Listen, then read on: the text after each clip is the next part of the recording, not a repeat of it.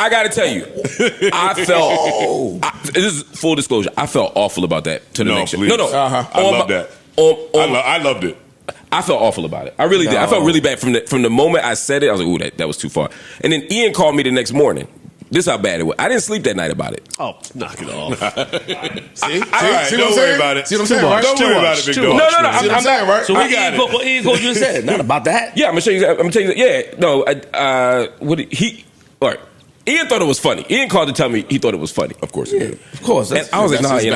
I was like, that wasn't funny. Actually, I didn't. I really didn't. I'm not even. I swear to you, I felt awful. I want to apologize, y'all, about it. Can I ask you a question? But I don't want to make a thing about it. No. What's good, people? It's your boy, The Kitchen. Now, if you didn't watch this latest episode of the JBP, Marc Lamont Hill apologizes in the middle of the show due to a joke that he made a couple weeks ago on the JBP, and this is off the heels of his Employee of the Month win. Now, I can't lie, I thought this joke was funny as hell, but if you guys didn't hear the joke, here it is. Anybody up there that's getting 225 off that bench press, it's not me, but shout out to y'all. Y'all got it. Y'all get this soon, man. Oh yeah, so I'm on my way to it. Yeah, it's just I've been able to do it because I've been getting stronger carrying all y'all. Oh shit. No, I can't lie. I thought this joke was funny. I thought this was funny and harmless, but it seems like after he said that joke, he kind of felt bad about it. So much so that he called. Well, he didn't call. Ian called him.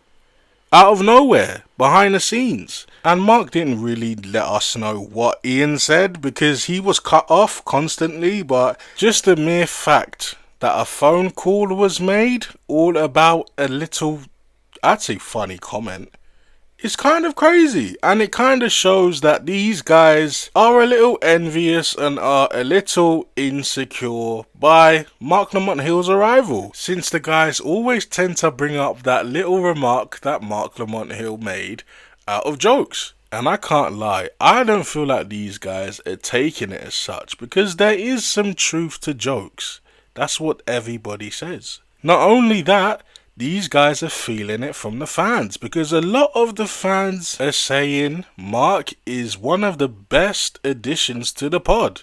And ever since Marc's arrival, the pod has just gotten better. Every time Marc is not there, it is fairly noticeable due to the way that these guys pod, due to the way that these guys tackle and talk about certain subjects on that couch. It pales in comparison.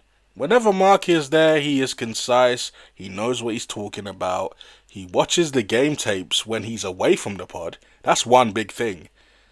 Because I feel like that's the one thing that these guys do not do. As soon as they leave that pod, they don't watch game tapes. They go home, they, I guess, watch the movies and play music that they're supposed to listen to for the pod. But in terms of actually going back and watching the pod, they don't do that. And honestly, it shows. It shows on a weekly basis. And now that they see that the fans are gravitating towards Marc, this has obviously been seen before, where new people come onto the pod and they obviously love him at first.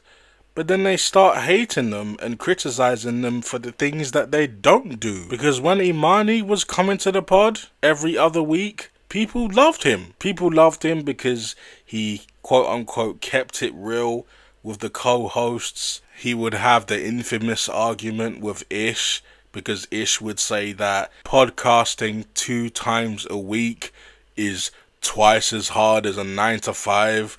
And Imani had to, he had to humble him. Well, not humble him.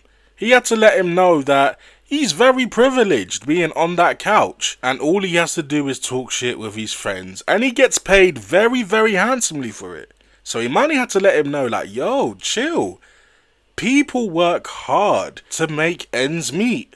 Especially in this economy. So he needs to be careful of what he spews on that podcast. Because it could make him look like he's very out of touch with reality and real people and what they go through on a daily basis. But I'm going off on a tangent. I say that to say that people loved Imani when he first arrived on the pod until he started getting criticized as well.